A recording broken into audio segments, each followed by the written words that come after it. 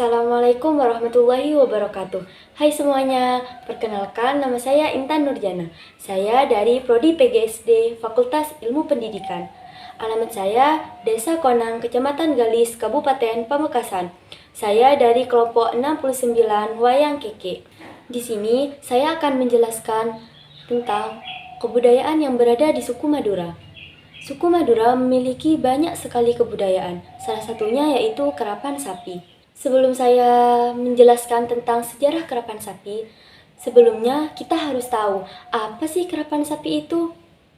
Kerapan sapi, atau biasa yang disebut dengan oleh orang Madura yaitu kerapan sape, merupakan istilah untuk menyebut perlombaan pacuan sapi yang berasal dari Pulau Madura, Jawa Timur.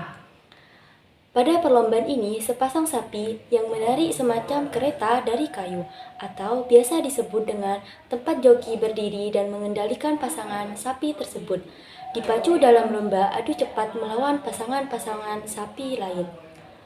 Trek pacuan tersebut biasanya sekitar 100 meter, dan lomba pacuan dapat berlangsung sekitar 30 detik sampai 1 menit. Beberapa kota di Madura menyelenggarakan kerapan sapi pada bulan Agustus dan bulan September setiap tahunnya, dengan pertandingan final pada akhir September atau Oktober. Nah, kita sudah tahu kan apa itu kerapan sapi? Selanjutnya, saya akan menjelaskan tentang sejarah dari kerapan sapi. Awal mula kerapan sapi dilatar belakangi di tanah Madura yang kurang subur untuk lahan pertanian.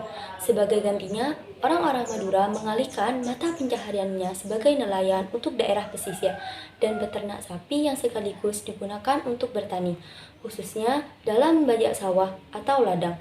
Suatu ketika, seorang ulama Sumeneb bernama Syekh Ahmad Baidawi atau biasa disebut dengan Pangeran Katandur yang memperkenalkan cara bercocok tanam dengan menggunakan sepasang bambu yang dikenal dengan masyarakat Madura dengan sebutan nanggala atau salaga yang ditarik dengan 2 ekor sapi. Maksud awal diadakannya kerapan sapi adalah untuk memperoleh sapi-sapi yang kuat untuk membajak sawah. Orang Madura memelihara sapi dan menggarapnya di sawah-sawah mereka sesegera mungkin.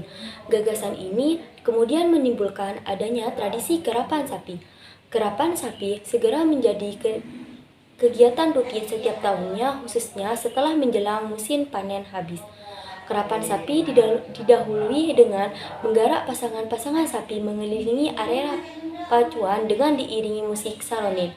Kerapan sapi tidak hanya sebagai perlombaan, tetapi juga mengandung nilai-nilai luhur dalam kehidupan bermasyarakat, seperti bekerja keras, kerjasama, sportivitas, persaingan, dan ketertiban. Dengan seiringnya zaman, terdapat beberapa perbedaan kerapan sapi zaman dulu dengan zaman sekarang.